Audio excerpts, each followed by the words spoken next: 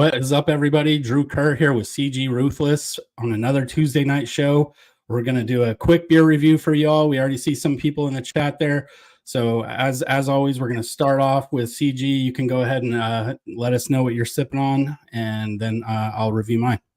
Yeah, for sure. This is a classic Blue Moon, man, orange peel beer. So taste review of this. Oh, wow. I love this beer. I really do. It's a good citrus beer. It's a peel. It has the peel orange flavor. Yes. You have the orange with it today? No orange? Yeah. Yeah, orange peel. Yep. Oh, I mean like the actual orange. Like sometimes. Oh, no. Orange in it. Yeah, and then just as a reminder, guys, this show, we do drink alcoholic beverages, so 18 and up for our viewership. So we'd appreciate it if there are any under 18 people to, kindly step out. So I am sipping on something called an IPA called Two Hearted IPA. It's got like a steelhead, kind of a fish beer on there, or a fish picture. I've had this before. It's a little bit thicker. It's not very carbonated. So it's a very smooth beer, but if you want just a little bit of extra alcohol, it's 7%. It's not quite like 9% or 10% ones that we've been drinking. So and so we can just get into the Niners stuff. And the first thing we're going to start out with is obviously this, because I think it's a big deal. And so you can just kind of give your thoughts on the impact of not having Trent Williams right now. Well, it is a big deal, because who else are capable offensive linemen? It's pretty much our weakest link. I feel like this front office didn't do enough to address it. I mean, outside of Dominic Puny, which I think he might be a bright spot, like Trent Williams is like our heart and soul of that offensive line, because I think he gives Brock Purdy enough time. Maybe that's what we're looking at so far in training camp, is because you see the offense was kind of stepping up early, but it didn't show up at the end. So I think he wants his guaranteed money. That's the only problem I see. Well, having arguably the greatest offensive lineman of all time protecting your blind side's got to build some confidence. And so I think a lot of these early interceptions that we're seeing with Brock Purdy could be stemming from the fact that he knows he doesn't have Trent Williams on his blind side. He's also, as you mentioned, he's the captain of the offensive line. He's the leader of the offensive line.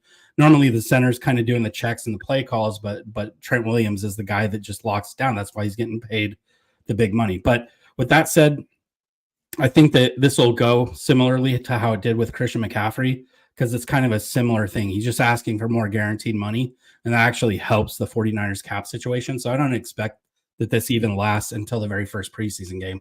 I think before the Titans preseason game, Trent Williams is going to be in there. I don't think that the starter is going to play against the Titans, but I think that it's pretty important to get him in. And I actually put a poll up on my channel today asking who's more important to get in between Trent Williams and Brandon Ayuk, and I have to say that I feel personally that it's Trent Williams. Yeah, because you got to have a good offensive line to protect your asset or something like that. So I feel like that's the one most important thing we didn't. I think we addressed a lot of everything, but it just wasn't quite deep at offensive line. So, cheers. Oh, yeah, Bebop Jones. Oh, Tulare County, salute to the Central Valley, man. Like Jim Everett said, hit the likes, por favor. I think that's the actual Jim Everett, not the troll one. Yeah, I got Last Coast Fog Cutter. Ooh, I've never tried that one. Okay. Awesome. Glad to have everybody in today. Appreciate you guys being here. I don't really have anything more on the Trent Williams situation. I think that he's going to get extended sooner than later. But one thing that I was kind of thinking about, and I mentioned this in my video yesterday, is he wanting this guaranteed money because he's going to check out if he gets the hardware? Like if the Niners win the Super Bowl this year, is he going to then say, I've got my money, I'm out? Like, is he just going to one more heist to try to get some money in his bank account and then check out? I mean, he's already on contracts alone made $170 million. Yeah, but I think he wants to play for a little longer, because I looked at a lot what he said. He even said that he doesn't see himself retiring at this point right now. He thinks he can play a couple more years, if not longer. So if that's the case, man, that's crazy. But most of these guys at this age, they tend to break down. but not but Trent.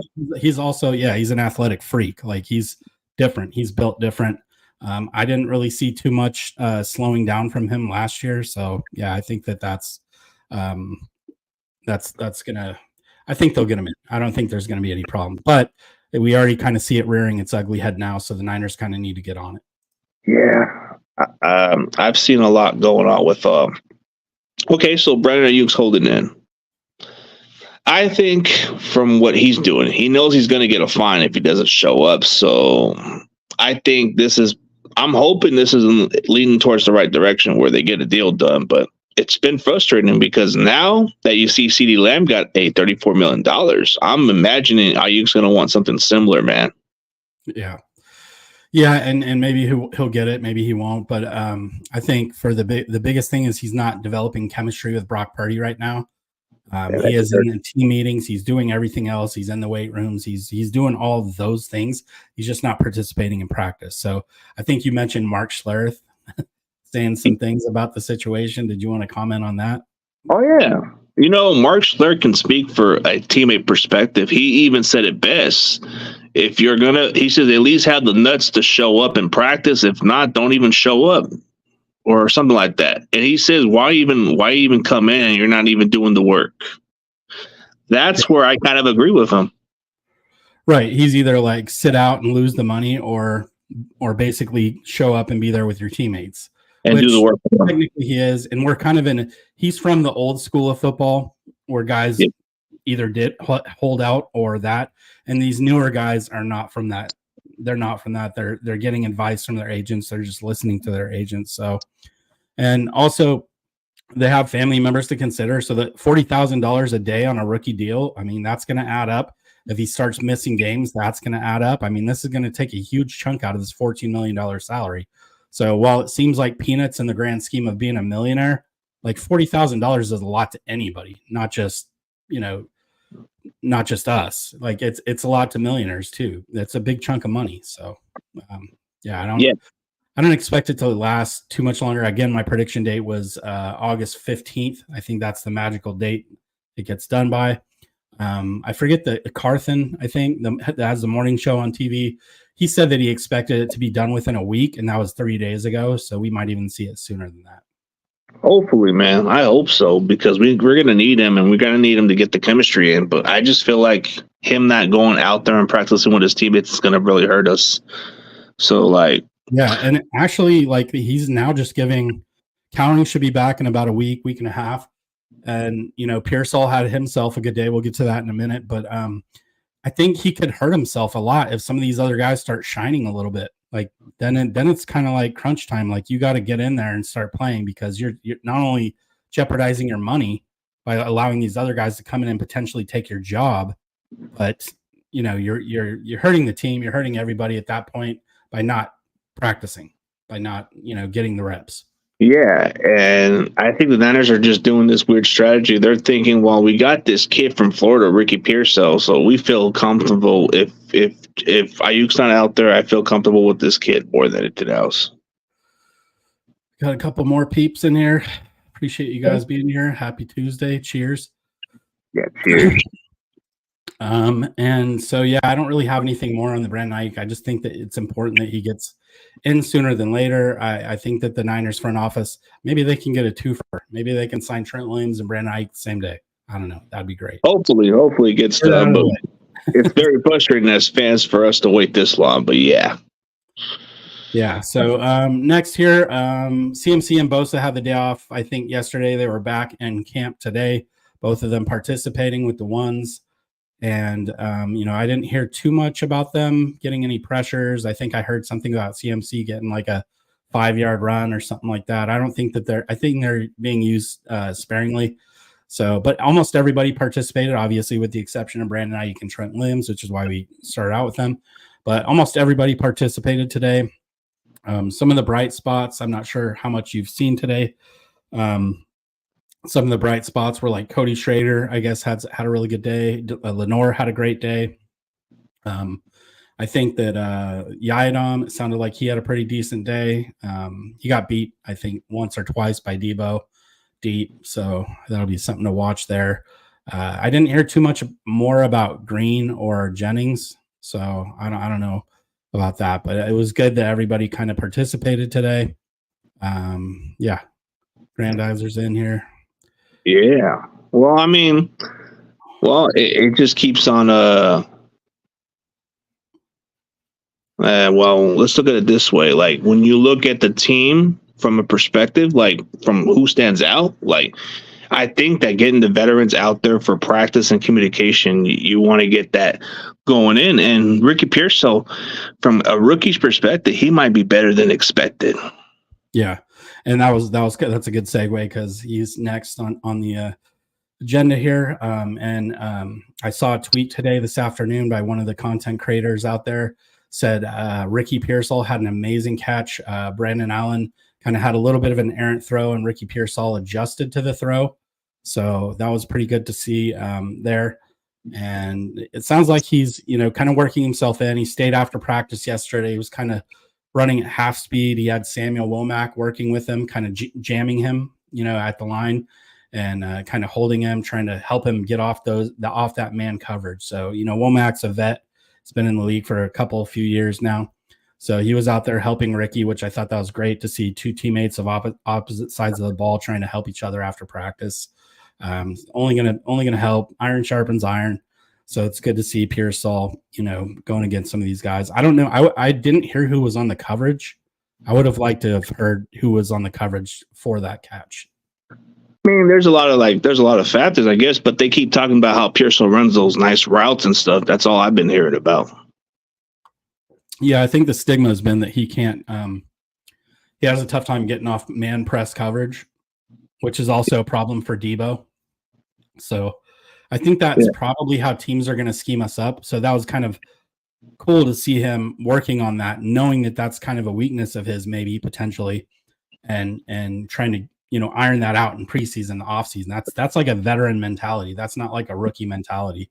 And he's a little bit older. He's a little bit older for a rookie. I think he's 24, same age, 30 already. So he kind of has a veteran, like an older player mindset, even though he played five years in college. So yeah, 5 years in college, but I think that's the problem right there. But I think everybody keeps talking about his route running a lot, so that's something to be optimistic about. Like, previous years we've had some wide receiver depth issues, like other guys who can step in, but now that I feel like this is pretty deep this year, so I think we got enough receiver talent that they're more than capable to step in. So even for a guy like Ricky Pearsall, even if Ayuk is going to miss some time because of a contract, maybe Pearsall might deliver. Who knows?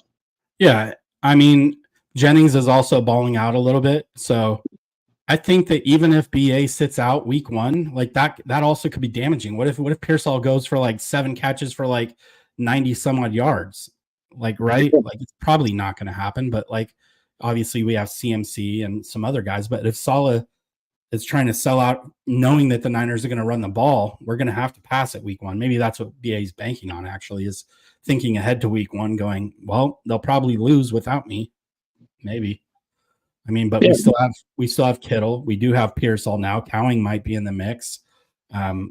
Jennings is going to be there, right? Like, and Debo. So a lot of weapons, even without BA. So, I mean, I've seen that Jennings can be more than just a blocking receiver or this kind of guy. I think he's proven to be a really reliable receiver. Like everybody keeps saying third and Jennings. Like maybe if injuries were to happen, which I hope it doesn't happen, you can count on Jennings. Like you saw in the playoffs when Debo was out, who stepped in and did pretty well? Jennings.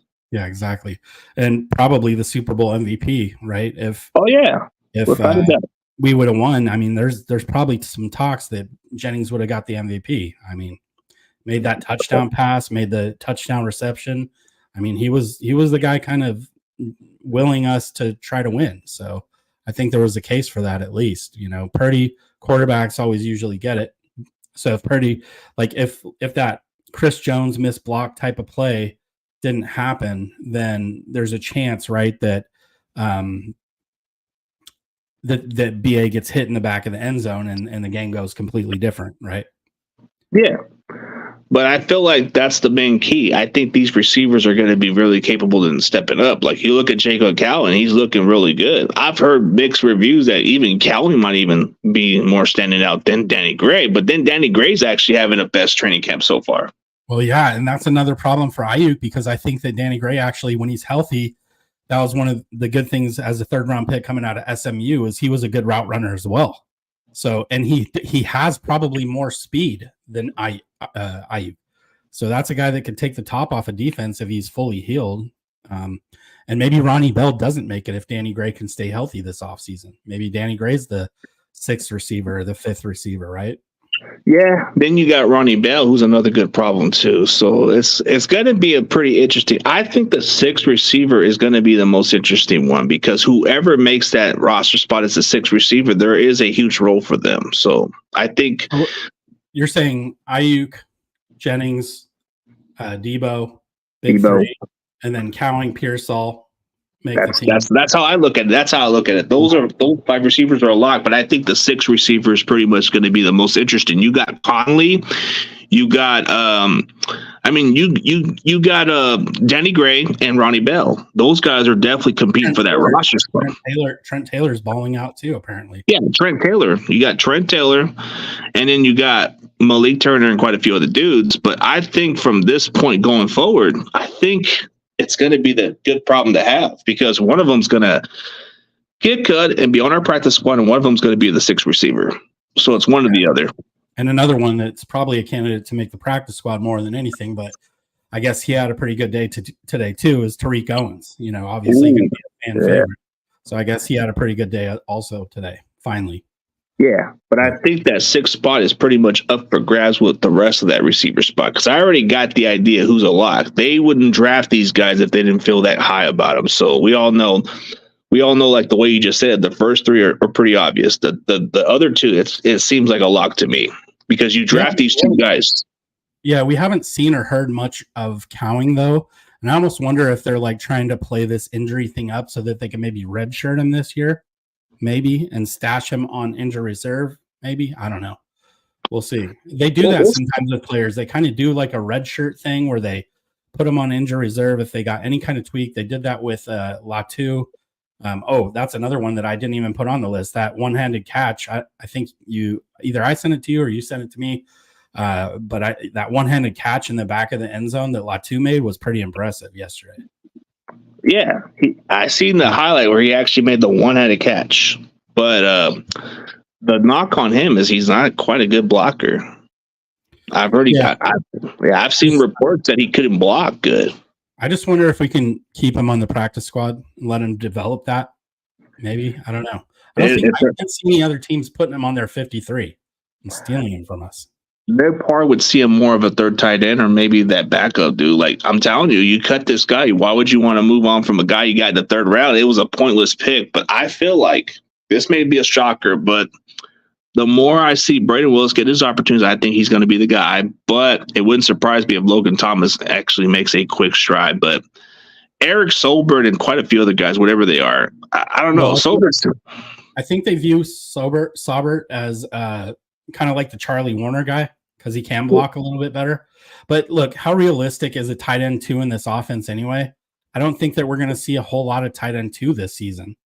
I think we will see it, but I don't think we're going to see it a whole lot. You know, I'm not paying attention to any of these comments. I know we got a lot of comments coming in. I like to give a shout out to Niners fanatic John Jay and David McNiner. Definitely go check those guys out. But yeah, a lot of good topics are out here, especially Tariq Owens. Like we were just talking about Terrell Owens' son. Yeah, he may stand out right now, but can he make the roster? I don't know. It's going to be a pretty uphill battle. David McNiner does have a solid point. Gray does have experience, but the problem is, do the coaching staff trust this guy? Because last year he was injured. On multiple levels, right? Like on multiple levels, it's like, can you stay healthy? Can you finish? Can you finish? Can you yards after catch? A lot of questions that haven't been answered yet with him. Yeah, the question with Danny Gray is, do the coaching staff even trust him? Even when he was coming off an injury, they still went with Chris Conley off the practice squad and Willie Steen and quite a few other guys. So is this the year they're going to give this kid a chance? Because I think this is it for him. Yeah, this is a make or break year for him for sure. He's either going to get cut. I don't even think they would try to put him on the practice squad at this point. He'd probably go to somewhere like Seattle or LA or something like that. Maybe even over with Harbaugh, the other LA team. But I go back and forth with rooting for Danny Gray because he was such a high draft pick. He was a 3rd round pick, I believe, 3rd or 4th. And so, with that kind of expectation, his biggest problem, his biggest, hindrance has been his health. So I think there was a couple times like in preseason, I think against the Chiefs, right, where he like had that bomb from Trey Lance. If I'm remembering correctly, it was like a touchdown. He got that touchdown. Yeah. Lance threw the bomb to him. But yeah, I think that, it's definitely a make or break year for him. And Ronnie Bell has had that, 6 wide receiver spot. So this is going to be fun to watch how all of that plays out. There's a lot of receivers. I think there's 11 total receivers, and there's 5 guys going for that 6th spot, and then probably 2 practice squad wide receivers, which is what they had last year. Yeah. I feel like the production, like you look at how Danny Gray, bro, like what he did at SMU, you would think this would translate pretty well. But I feel like the 6th receiver is going to be the most important spot because he'll either be a contributor on special teams or he'll have a significant role on this offense down the stretch. But here's my hot take.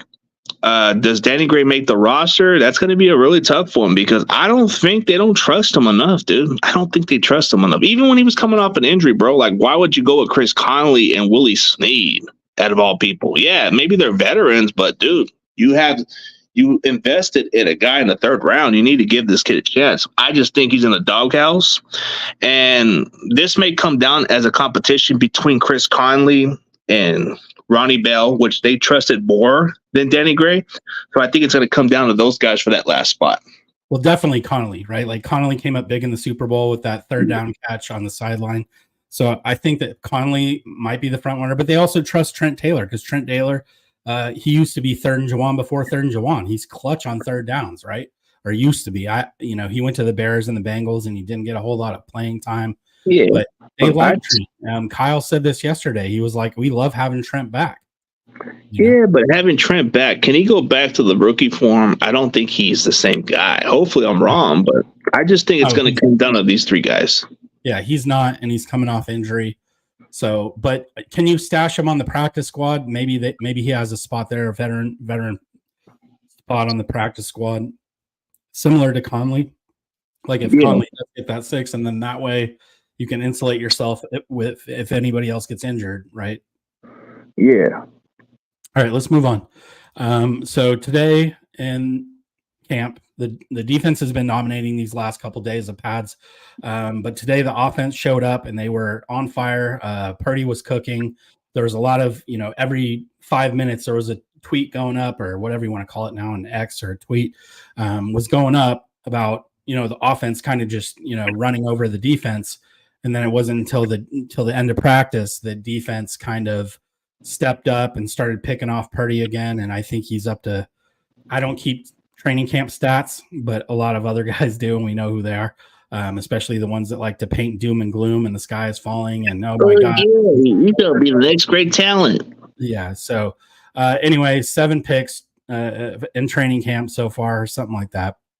And I'm not in the least worried about it.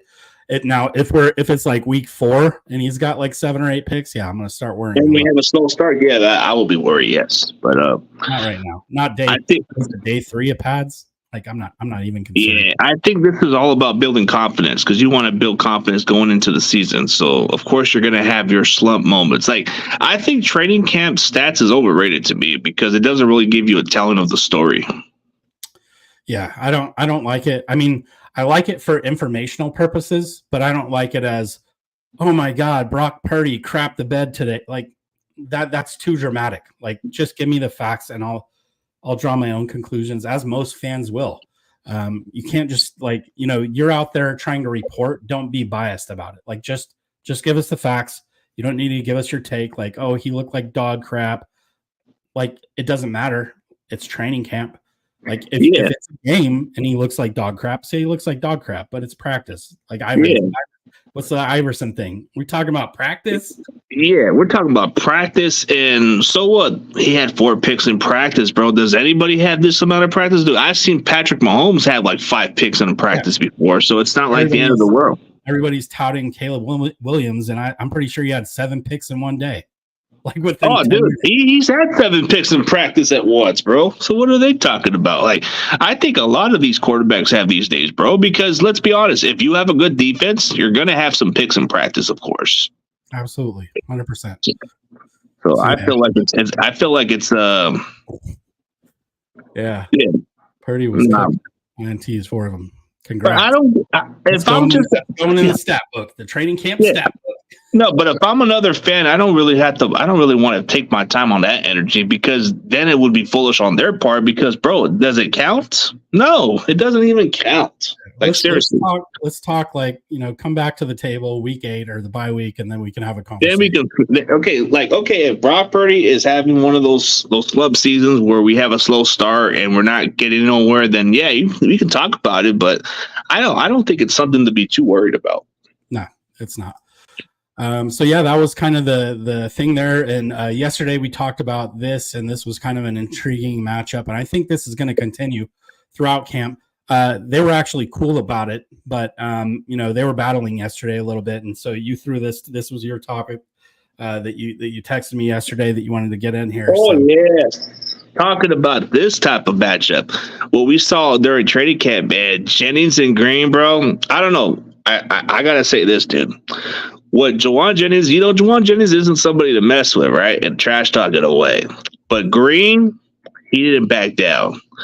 What I really like about Ronaldo Green is confidence and talking shit. If you can back up your shit, I like that.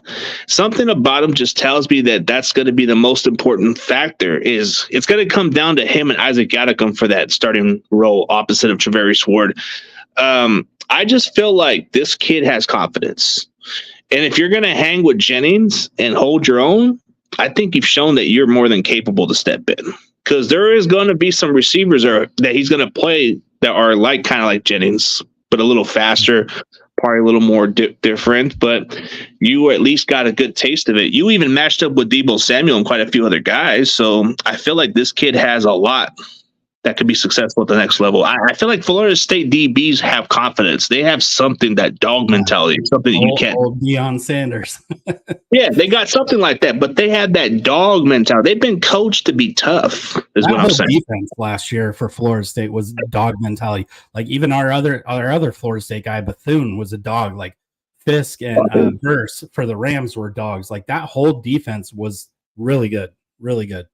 They didn't win a national championship or anything like that, but and even the year before that, they were on track till their quarterback got hurt.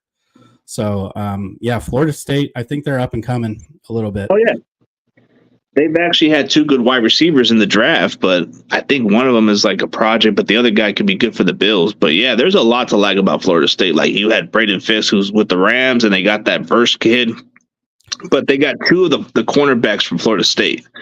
I think the one that the Jaguars drafted, he's kind of looked pretty solid too. But I think Ronaldo Green is probably the one guy that everybody's kind of praising about the most, because I think the most important, like here's 3 keys I like about cornerbacks. You got to be confident, and you got to erase the bad play and go on to the next play. That's one thing I value the most at cornerback. You got to trash talk. You got to trash talk your opponent. No, go ahead and finish. No, but you got to trash talk your opponent, get under his head a little bit so he can get frustrated.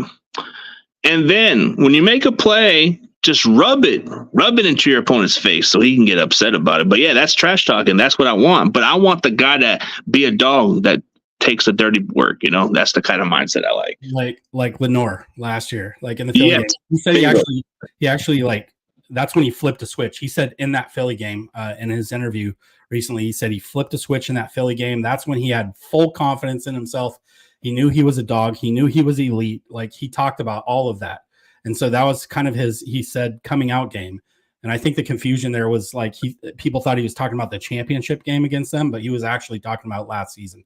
So, yeah. And then another theory that I heard today, and I don't know if that I hate this idea, but like, what if Lenore plays cornerback opposite of Ward outside, and then we move Green inside. If Yiadom is just insurance, I mean, Yiadom's got a perfect, like a prototypical body. He's long, he's tall. He's the type of guy you want as an outside corner, but maybe Green can beat him out in the sense that he's just a better player. And then you put Green in the nickel.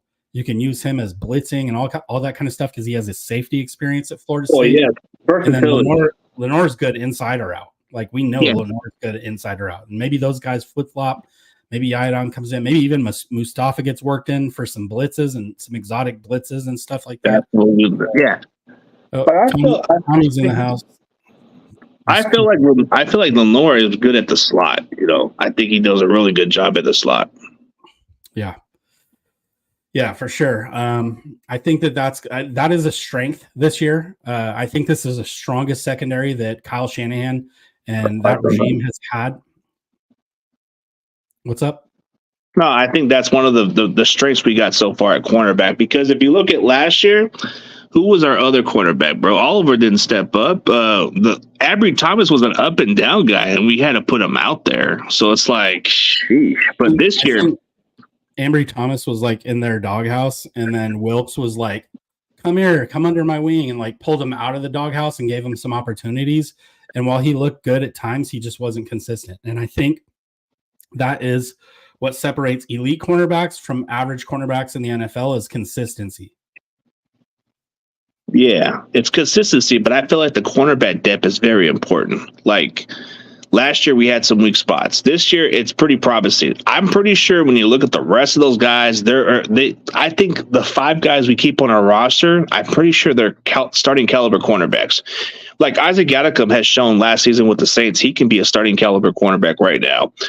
Raquel said, when healthy, this guy can be a starting caliber cornerback. I've heard mixed reviews from the Colts and Raiders and Ravens. They like this guy, but we got him on a very cheap deal. You look at Lenore, he seems to be exactly what we want him to be. Both Chase Lucas, by the way, and Rock Ya-Sin both had good days also today. So, I think that's definitely going to be something to watch there. It's a pretty intense battle at the corner position. And, how many do you think that they're going to keep? 5? I think it's going to be about 5 cornerbacks. I don't see us keeping 6 because maybe based by versatility, they might keep a 6 guy, but I really think it's going to come down to 5 cornerbacks. So I'll give you the names, of course. Lenore, of course, Ward. Green's going to be a lock because he's a 2nd-round pick, of course. Yadicum is going to be a lock because I think there's no other better quality depth. I think Raquel Sid could easily make this roster as the 5th guy, but Chase Lucas can either make the roster as a special teamer. So I think that's my factor of who makes the roster right there. Chase Lucas has special teams value. He also has backup, like nickel cornerback value. So if we get into a situation where we're kind of injury depleted, he can actually fill that nickel role and do it solidly enough, I think. Let's move on to the next topic. And this was kind of a topic today that I kind of noticed buzzing on Twitter a little bit. And so it was like Purdy versus Warner, kind of like the mentality of like Purdy going after Warner, Warner going after him, Warner chirping at the center. I think it was Ben Barch today. I don't think Brendel was in there at center. Dominic Pooney got the start at right guard. I guess he held up really well. Looks like an NFL player. I've been touting this guy. You know this. Like I've been saying this guy has all pro potential. Might be my favorite draft pick, Dominic Pooney. I think he's going to be an excellent offensive lineman, and I'm excited about him. But yeah, Warner was kind of chirping at the center and like chirping at Purdy and everything like that. But Purdy was getting the better of him. And this is just going to be the dynamic of this entire camp when ones versus ones are on the field until we get to like the joint practices with the Saints and stuff like that. Yeah, I don't get too bought into the practice stuff, man. It's just not something that I buy into. But, it's always good to show out in practice and do what you can do. But it doesn't really mean nothing personally. Like, do we really get into the stocks of all these players? Maybe just to see how good they are. But I look at the film when it comes down to the preseason. Maybe the preseason I get an idea who's going to be that capable backup who could step in as a starter. But like you look at how Purdy's having a little bit of a up and down type of training camp, right? But it's just practice, man. Like I don't really get into it like that. Like yeah, I don't put like a lot of stock into practice stock or practice stats and things like that. But I do put a lot of stock into practice of itself because I think iron sharpens iron. So like if you have an elite defense going against an elite offense, I think that matters because they're sharpening each other to play lesser than teams, right? Like if you play the Rams, I don't think they're going to have an elite defense this year because they got a lot of young players. So dude. like, you can destroy a team like that if you're going against a top 1-2 defense in practice every day. So I think there's some value to that with the practice and even throughout the season. These guys are not. And let's not act like we have a top defense, bro. We have a top legitimate defense, so it's not like the end of the world. Like, okay, like you said, perfect example. Yeah, the Rams don't have a great defense. They have a young team. You could easily exploit that team because the way how we've been able to execute, we can easily destroy that Rams defense. But you look at other defense, okay, look at Seattle's defense. We don't know what they're going to be. Arizona Cardinals, what kind of defense are they going to be, bro? We can control our own destiny. We just have to stay healthy. You look at the rest of the AFC. Okay, Kansas City's probably going to be our toughest challenge because they've had our number, but I think they've only been known to have a really good defense, solid defense-wise. But I think that's going to be our true test. We have to get over the hump on them at some point. Yeah, well, and just to put this in perspective, I don't think Wilkes was a great defensive coordinator, but I don't think he was a bad defensive coordinator.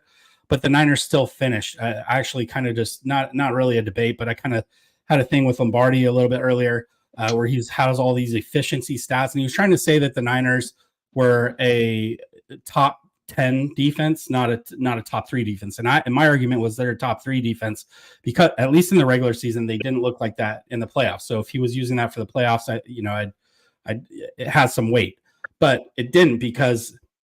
At the end of the day, when you look at the scoreboard, that's what determines wins and losses. And the 49ers points against was 3rd in the NFL still, despite Wilkes, despite, some of the inefficiencies and things like that. And obviously the rush defense, and there were some holes. But at the end of the day, points is what wins you and loses you games. So if you are 3rd in points against, that's an elite defense. I'm sorry. Like, it's not a middle of the road defense. It's not an average defense. And that's not what we had, at least in the regular season. In the playoffs, it looked a little bit different, didn't it? I think it's part because of the way we ran our defense. It was a little bit different with Steve Wilkes, but I feel like we're going to go back to the way we had it under DeMeco Ryans, if not close to a Robert Saleh type defense. I mean, when you bring in somebody who knows how to run your defense the right way, that's probably going to be a good recipe for better defense. And it's not like we missed a lot of talent, bro. We still have the same guys on that defense. So maybe a couple of guys have left, but we found some better quality players. So bringing in Leonard Floyd does kind of make it a better pass rush group. Getting Malik Collins gives you somebody who's very dependable more than Eric Armstead, personally. You get somebody like Jordan Elliott, who's probably one of the top 5 best against the run. Like, Cleveland's defense was really legit, bro. They were really legit. Maybe in the stat sheet you don't see Jordan Elliott's stats, but, bro, he was in the top 5 as a run-stop D-tackle run defense guy. So and maybe you didn't mention him, but I think this was actually the best defensive signing potentially for the 49ers is Yetur Gross-Matos. Oh, yes. And he can stop the run. He's showing that he can rush the passer. He actually came here because he said that Chris Kasarik was legendary coach. And also Malik Collins echoed that sentiment. They both think that he's legendary. And Chris Kasarik is the reason that they came here because they wanted to elevate their games and they knew he was the guy to do it. So I think he's going to max these guys out and we're going to get the most out of every single free agent guy that we brought in. Now, with that said, I don't know how good the rush defense is going to be, especially missing Dre Greenlaw, that second level defense. So I love D Winters and I love the other linebackers, but none of them are going to bring what Dre brings. So until Dre's back, I don't know what that's going to look like. But Dre actually out of the walking boot, all that. So that's good news. And it's a positive sign. He'll be back at week 5 at the latest. Yeah, but with an Achilles injury as a linebacker, I don't think that he's going to be back to himself this season. Not fully, but I think his mind will be. But how much doubt is he going to have if he's like having a second guess cutting this way or cutting that guy that way or shooting a B gap to blow up a running back. Like, I don't know how much confidence he's going to have knowing that he has a potential to blow his Achilles again if he goes too hard. Yeah, it's possible. One of those case scenarios. I mean, you don't want to come back too soon and then have to re-injure that thing. So you don't want to come down to that. So yeah, I see where you're coming from. But I feel like Hufanga's coming back within a week or two, so that's a positive sign because we're going to need him. I was hoping to see what Malik Mustafa can do because I see a lot of buzz about this kid, and I feel like this guy is built like DK Metcalf, bro, or if not like a professional wrestler. This guy, he looks like Bo Jackson, the Bo Jackson of defense. But dude, he looks like, Metcalf was he was having a hard time against our defense. He tried to match up as a bully, but he didn't he might have found his bully. What's Mustafa, bro? That dude can be a good boxing match for him. Like, he's gonna hit like Ronnie. I hope he doesn't get penalties because I just feel like that guy's gonna hit somebody so hard that their like helmet's gonna pop off and their head's gonna explode into confetti. That's what it looks like. It looks like he's like a Terminator out there. Yeah, I feel like our safety depth's pretty much good for the time being. I think when you look at the rest of the guys, you were even talking about this guy from Vanderbilt. You were talking about how what's his name, Mahoney or something, Jalen Mahoney. Yeah. Mahoney's a good candidate probably for the practice squad, I think. But Taylor Hawkins, I like him. I think he can easily make the roster as the final safety, maybe. Yeah, well, yeah, it's between those two guys. But they had Odom was starting today, and then Hufanga is on his way back. He's going to be ready by the Saints joint practice, they said. So, we're going to have reinforcements at safety, I think. So I think that's also why they haven't kicked tires and like everybody's like, go get Justin Simmons and stuff like that. I think it's because they know like all pro Talanoa Hufanga is almost back. So they're just kind of biding their time. They're going to work him in slowly, but it sounds like he's going to be ready for week 1. I mean, the trajectory is that he'll be ready for week 1, Monday Night Football.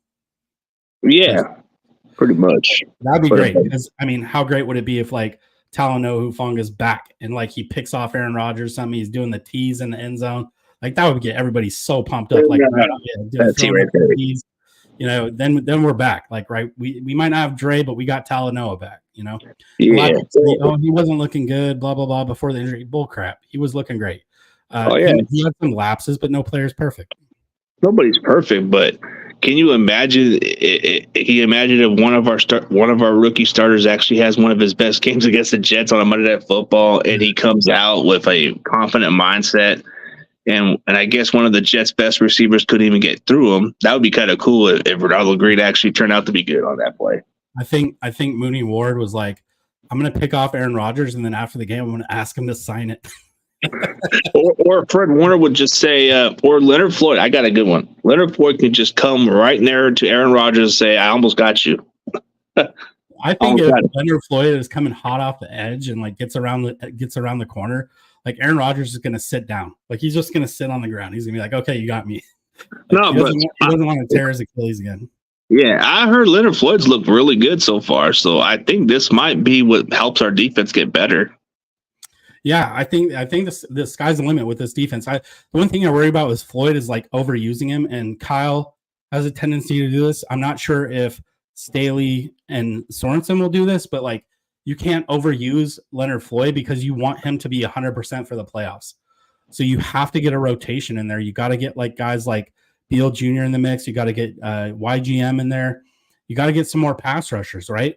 And I also think you got to find a way to generate the pressure. And I think this year it's going to determine whether Drake Jackson can actually step up or not. And being injured during training camp is not going to help his cause now. I think Drake Jackson's cooked. I don't even think he's gonna. I think he's gone personally. Injury settlement. Bye.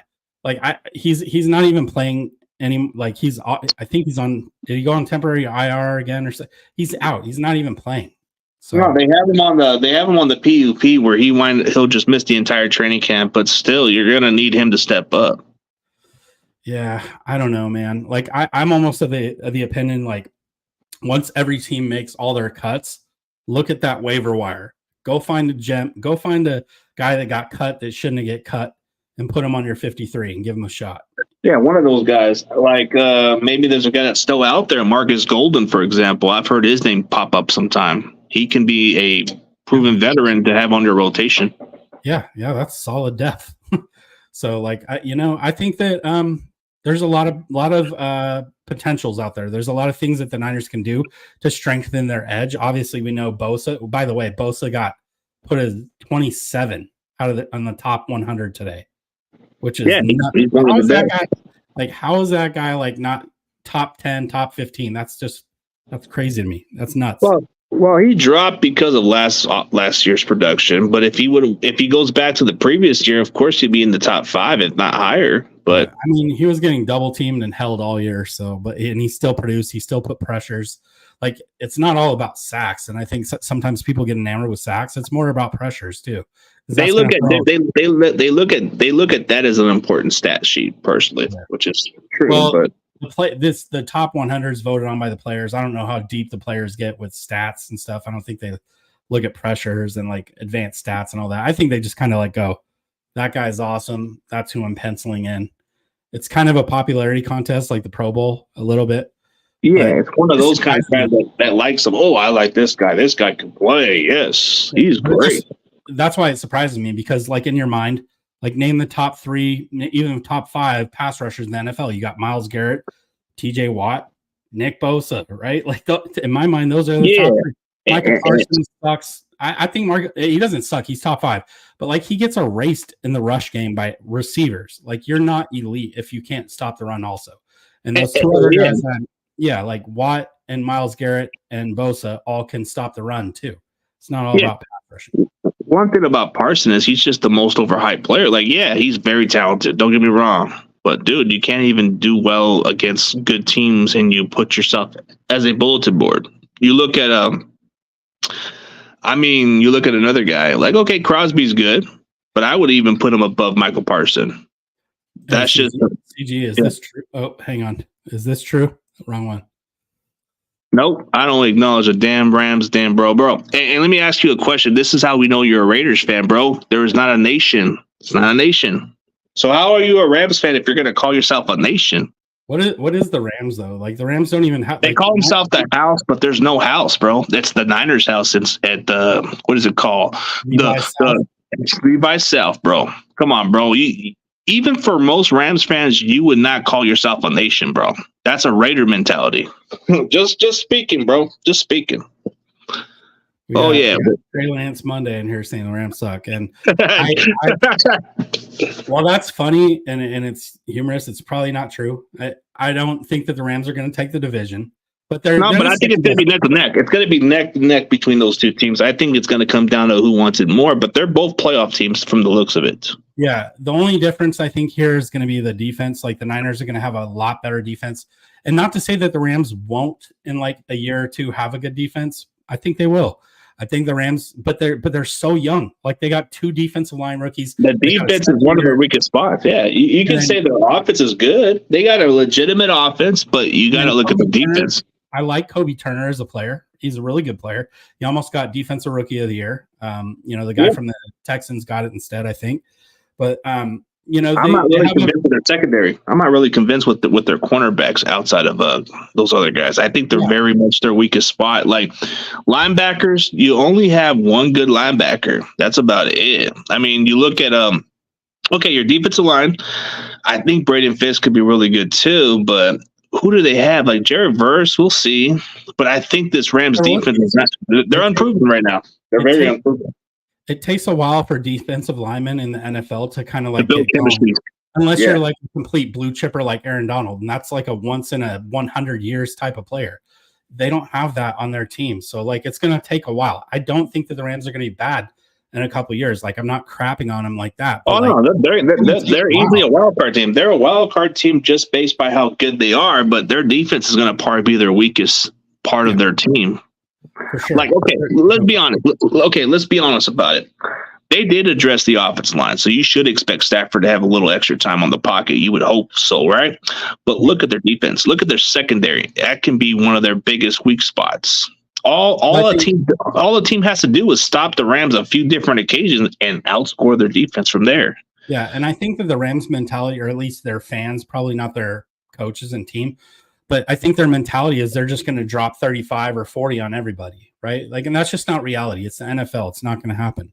It's gonna be like what it's gonna be like playing like a shootout game, personally. Because what if you have to play a team like us and it has to come down? You have to at least try to keep up with us. But if your defense doesn't hold up and we hold up your offense a couple occasions, you may be a little behind the bubble. Right, exactly, and it becomes defense versus defense, and then the Niners, like, just by default, they have a better defense. So, like, yeah, we may be a little old team. We may have some expensive talent roster, but come on. I looked at the most expensive roster. The Rams are ranked up there. They have $190 million worth of players on their roster, bro. And Stafford's a statue, right? They better not hope they better not hope that they have to rely on Jittery G, because we know how to destroy Jittery G. But you look at the roster. If you look at the expensive team on the roster, the Browns and the Rams are right up there, bro. We're not even in the list. We're like in the bottom 10 or something, bro. When it comes to players on the roster, we have the most to pay, bro. Yeah, and this is the other way around. This is a valid point. Like, you're going to feel it when Aaron Donald's not there. Right, like you're gonna feel that. Like they're hoping that Braden Fisk could be half as good as Donald, if not close. But I don't. There's no way. There's no freaking way. Like, you're asking a rookie to be a Hall of Famer day one. It's just not gonna happen. He's talented. Don't get me wrong. He's raw, but I don't think he's gonna be like Donald right off the bat, bro. Well, and so is Verse. I think he's gonna be a talented edge rusher, but it's not gonna happen like overnight. These guys are not gonna just like come in and be like world beaters day one. It's just not realistic. Yeah. So anyway, I think that we got a couple more topics here and keep it moving just a little bit. We're getting kind of close to the 1 hour mark here. Yeah. Special teams coach Brian Schneider came on today. You and I, a couple weeks ago, I think it was, we did a show on the new kickoff rule. We brought up the video kind of like explaining all the details. This is also on NFL's website. You could go there and kind of, if you haven't really been able to understand the NFL rules, it's on their official website. They have a really neat little video that kind of explains the rules step by step. Okay. So Brian Schneider, So Brian Schneider said that Debo and Juice are kind of the front runners because there's two back men. Everybody lines up on the 35, either the 35 or the 40, and on the opposing team or the receiving team's field. And then you got two back guys, and they got to kick it into the zone. So the two back guys that are practicing as the starters right now are Debo and Juice. And the reason Juice is in there is because he's presumed to be like a lead blocker type of guy. Yeah. And I think that's what makes Juice good, because he does the dirty work. But I don't like how they're having these guys return kicks, bro. Like, why do you want to have Debo as your most important weapon of your offense, bro? If anything else, that might even get him injured even sooner than later, bro. We know he can take a lot of hits, but I would try to keep Debo away from this type of kickoff thing. Yeah, and I wonder almost too is like, I think they almost drafted Garendo like for this role. Like, it just feels like they drafted Garendo for this role. I think so too. But he pulled his hammy or whatever, and he's out for several weeks now. So it's almost like I think that they're just filling it in just to try to get used to it, knowing that, like, in practice anyway, right? Like, Debo's not going to get touched. They're not going to annihilate him. And they're just trying to figure this out right now. And I think all 32 teams are just trying to figure this out because we don't know what it's going to actually look like. And that was one of the things that Schneider said today is like, nobody's going to know until week 5 or week 6, how this is going to really truly look. It's going to almost be like an offensive play, the way that it's set up. Cause they're going to, you can't lay the ball down flat on the tee. You have to kick it normal, but people are going to be trying to line drive it into that zone in between the 20 and the goal line. So that's the goal for the kickers, to try to kick it in that zone. And then as soon as the ball hits the ground, the opposing team can move. So you're going to need somebody with hands to try to field it. And so the thought, I think, behind Debo doing it, he has really good hands. He can absorb hits like a running back, but he's kind of like that. He's like that wide back, and he can do it. But I agree with you 100%. I think it's a bad idea when you take one of your best offensive players, especially if Brandon Ayuk is holding out still week 1 or whatever. You don't want Debo back there doing that. I get Juice being back there because you kind of, or even Braden Willis, somebody who's going to kind of work as like an H-back or that lead guy in front of the returner. So you kind of need that. But there's also going to be the guys up front trying to like block across an entire line, not bunched up, but like create a seam, right? Like for this guy to shoot through. And I think that was also the vision with Guarendos. He has 4.3 speed. So like if somebody can open a gap in the mid, toward midfield, somebody's going to shoot out like a cannon and take it to the house. And the Niners haven't seen any kickoff returns since I think Ted Ginn in 2011 versus the Seahawks. Yeah. Like, we haven't seen a kickoff return. It's just been a while, but I don't think having one of your best weapons as your returner is a good idea. Like, I don't understand why you need to give Debo the dude. Let Debo focus as being a focal point of this offense. Right. Like, and so like give Mitchell some return duties at least. Yes, that's exactly what I was thinking. Even Mitchell, like even Jordan Mason has pretty good hands. Get him in there. Like Mason, big old dude. Like imagine Mason and Juice coming at some DBs, like intentionally coming at some DBs. That's a load to bring down. That's a bigger load than Debo. It is. I mean, but I don't understand why you have to go that route with your best. Well, why go with your best player? Yeah, it's just dumb. To be fair, he did say that they are trying other players out there as well. I just don't think I just think you need to get away from your starters. Let the other guys get opportunities is the best way. Like, what if this is a meaningless game at the end of the day? Okay, let's say we did win by a blowout, like we beat a team in a blowout. And let's say we had Debo out there returning the kick, right? Let's say they would yank him in a blowout. I mean, you hope so. You better hope so. No, I'm just saying, like, what if this is a pointless game? Yeah, no, Kyle would yank him in a minute. But I think he might put him back there in an instance where you might need a big play. Yeah, but the point is, if you're up by that many points, but then you're still like kind of still playing them, bro, that's the problem with Kyle. He doesn't seem to pull them off or do what if it's a playoffs and you need a big play? Would you do it then? I would only use Debo, but dude, I don't even want to use Debo for the regular season. Maybe in the playoffs, but even that's more of a huge injury risk because he's getting more hits than he's ever been. So I'm more of a guy that likes to be wise with my best players. Like, I don't want to put him out there as a returner. Like, dude, I drafted him to be my starter. I don't have to use him as my. I feel like Debo's fast, but he's not Tyreek Hill fast. So I still feel like you need somebody back there that has some speed because once you get past that first level, you need somebody that's going to take it to the house because that play can be a game changer. Yeah, we know what Debo can do. Sometimes he does take things to the house, but bro, how many of those? Not from the 35. He's not going to run it 65 yards. Like, but unless they miss a tackle or two, then yeah, he'll take it to the house. But no. Yeah. I agree with you. I don't like it a whole lot. I don't even like Juice being in there a whole lot, but that's what they're doing. Yeah, it's pointless. Like, I just think, okay, let's just give Elijah Mitchell more of a look at least. Yeah, okay. or any other running back, Cody Schrader, for instance, like anybody, like give those guys a chance. Like, obviously, they're not going to put CMC like any of those guys, but yeah, let's hit this last topic and then let's open it up for Q&A. Brock Purdy year 3 expectations. Do you think that he will, even just as an individual, right? Like assuming everybody stays healthy as an individual, do you think Brock Purdy takes a leap in year 3? I believe so. Even if the team's healthy, I think he's going to have a little more touchdown passes. I think he's going to reach his ceiling to almost 5,000 yards, but he's going to be in between the 4,500, if not the 4,600 yards passing. I think this year he's going to prove the doubters wrong, and maybe he'll definitely be he'll be a candidate for the MVP. I think this year is going to be the time where people kind of give him his credit for once and say, you know what, last year was what it was. But I think it's going to come to a point where they have no choice but to vote him for MVP. Yeah. Let me ask you this about Brock. Do you think that he will have more rushing?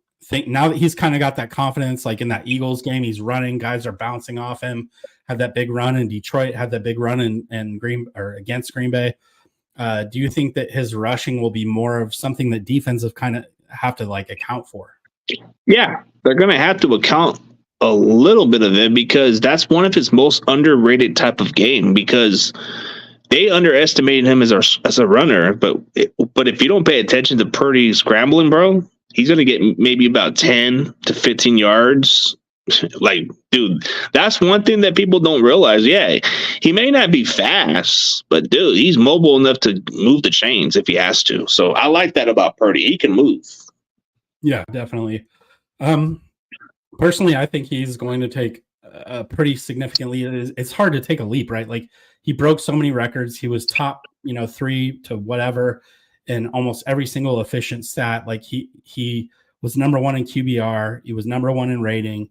Like he was number one in a lot of things for the regular season. He still got crapped on by the mainstream media and everybody else. And to me, it's nuts. Like Kurt Warner was a great underdog story. Like, why are we not celebrating Brock Purdy as a great underdog story? Do they just need to see more, or are they pissed off that they didn't get it right? Are all the coaches, are all the scouts, is everybody just salty? Like, I don't get it. Well, you look at the top 10, right? And Purdy's not on the list for some reason. It's just the fact that they hate to be that they're wrong about him. That's the thing. Like, if you're an executive, right, and you didn't even draft the guy, do you want to live with being wrong? Some of that's just how the business goes, bro. They hate to be wrong about something. But I think Brock has proven that they're wrong about it. Well, even in the Niners have admitted, like, hey, we were wrong for 6 rounds. Like, yeah, we didn't even get it right. Yeah, we've seen it happen with so many teams over the years. I mean, what would Tom Brady? Like, yeah, or even worse, like Kurt wasn't even drafted. He was he wasn't drafted because he like, okay, Kurt Warner had very limited experience at Northern Iowa, but yeah, he didn't get a fair chance to compete when he went to Green Bay, and then he had to go to go to Arena Football and all the other stuff. But yeah, he had to get his opportunity. So you look at a guy like Tom Brady, right? Tom Brady was like the 6th round pick. Nobody thought this guy was going to be good, but it turns out it was the best that ever happened to Brady, because now that he has a blue chip on his shoulder, he was a part-time starter at Michigan. But still, you look at Brock Purdy. Even after Brady won that first Super Bowl, they still crapped on him because they got it wrong. They still crapped on him until a couple more years, until the 6th. They were forced to say, okay, now he's the GOAT. I still don't believe that he's the GOAT. I got Montana as my GOAT. Yeah, but that's how they look at it, bro. Like, I think he has to prove himself for a few more years, and I think that will silence a doubt on him. But see, Brock Purdy, there's a difference. He played at Iowa State. Nobody really takes seriously with Iowa State, and he's a full-time. He was a 4-year starter down there. He has the most winningest stats in school history. So he was the best quarterback to ever come out of Iowa State. Yeah, and even his former teammate Breece Hall was like, I knew he was going to be good, but like I didn't know he was going to be this good. Like, yeah, and even like he plays for, who does he play for now? The Jets still. Yeah, he was just like, giving him his due credit. He's like, I knew this guy was good from day one. Like, as a freshman at Iowa State, I knew he was good, and the Niners said that too. I knew he was good, and then he got so good to where Kyle Shanahan went to Jed York and said, this is our guy. I hate to say it because we just drafted Trey Lance and gave up all that draft capital, but that's our guy. The weird part. That's the weird part when Kyle had, like, when sometimes you have to take into consideration, but sometimes even invest in somebody isn't always going to work out. But damn, bro, like, it ends up being the other way around. So all this time we could have got Jamar Chase, or we could have just stayed where we're at, but nope, we took gambles, and sometimes you're going to take your L's when it comes to the gamble at that time. So it didn't pay dividends with Trey. Right? Like, we could have Micah and Bosa. Yeah, we could have, but it just didn't work out for us because we wanted to get a quarterback, and plus Jimmy Garoppolo was pretty much at the final years with us at that point. But even then, he still returned another season. But when you saw how Garoppolo was, bro, we needed him to be our bridge quarterback. So we got Trey Lance to develop, and it didn't work out as we thought. So we took our L and moved on with it and got Brock Purdy for whatever it is. Yeah, sure. We got to give CJ Beathard some credit because when he left free agency, we got that pick.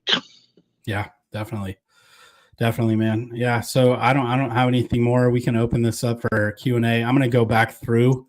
Let me know if you see anything that we should highlight that was said earlier. Sorry that I didn't star these. I need to get better at this. I need to start starring stuff so that I can come back to it later if we want to talk about it. I don't see really too much of the questions here because they've been left out. Okay, let's see. Let's see what they say. If they don't say nothing within a minute or two, we can end this. Yeah, I mean, I think everything's going pretty well. Oh, here we go. We got Mustafa for Trey Lance. Got those 3 firsts back. Not sure what he means by that. No, because remember we traded those multiple first round picks for Trey, and we gave up for that 4th round. So Yeah. if Mustafa turns out to be a baller or a pro baller, bro, you can forget about the Trey Lance trade. Everybody will just forget about that move because if this guy turns out to be good at safety, we got to steal, and we kind of dodged the bullet. I'm surprised that I still see so much like Jimmy G, like Trey Lance stuff going on, like on Twitter. I'm just like, these guys are like 2 seasons, 3 seasons removed from being Niners. Yeah, they're gone. Talking about why are we still talking about Dallas's 3rd string quarterback? Why are we talking about the Rams backup quarterback? Why? Why would we even bring it up? Like, here's the problem, bro. There's quite a few other guys that have been doing this. Like, I don't know, this guy named Cass, he keeps bringing up Jimmy G, bro. That dude's like such a Jimmy G lover. Like, he brings up somebody that's not even on our roster. So I don't know what to say, bro. Like, if you're not moving on with Jimmy Garoppolo, then maybe there's something wrong with you as a fan. He's a pass, like that ex-girlfriend, you got to move on. Right. Like, I don't understand like why we're so fixated on players that aren't with it. Why just fixate on the guys that are here? Like, everything else is water under the bridge. Yeah, right. If you're doing like analysis, like go back and reference stuff, but to like keep talking about this guy. I saw it on Twitter this morning. Like, people are still saying stuff about Trey Lance. It's probably popped up in your algorithm that first day of camp where he missed like 3 passes and it became a big thing. It's like, I don't care. Like, why? Yeah, you're right about it. We shouldn't care about it because he's not on our roster. But there is that fine line where I will admit I was wrong about it. So that will probably be something I'll post later on my channel. But I'll get to that later on. That's another topic to go into. Yeah. But yeah, you're right about it. To be honest, like, I will root for Trey Lance as long as he's not in a Dallas Cowboys uniform or a Seahawks uniform, or like on his next team, I'm gonna pull for this guy, even if he's a quarterback too. I think Trey Lance was a great guy. He just seemed like a really nice guy. He just didn't seem ready. He just didn't look ready, so that's the problem. He looked a little nervous. Like, as a person, like, I don't wish bad on him. Like, I wish the best too. Go for it, but like, he's just not good, and we're allowed to say that. Like, it's no big deal. Yeah, and and that doesn't mean it's going to define his career forever. Maybe he will emerge as like a utility quarterback for somebody, or like a pinch quarterback for somebody, but he's just not an NFL starter. Yeah, I think we pretty much got everything we needed because I don't see no questions around here no more. So unless I'm missing some comments, I don't really look into the Grandizer, I don't really pay attention to my haters, bro. There's just a lot of people that come in with different intentions. So, it's all, if you're doing something right, you're doing something right. So I got a target on my back, it's cool. I can live with that. I know there's people who ain't going to like me, so that's fine. That's fine. Yeah, I know there's probably people out there that don't like me either. So it is what it is. We do our best to try to provide you guys with content and everything like that. And with that, take us out, CG. Give us your Ric Flair, and we will be out of here. Holy crap. That was a Kittle chug. Whoa! Let's go Niners.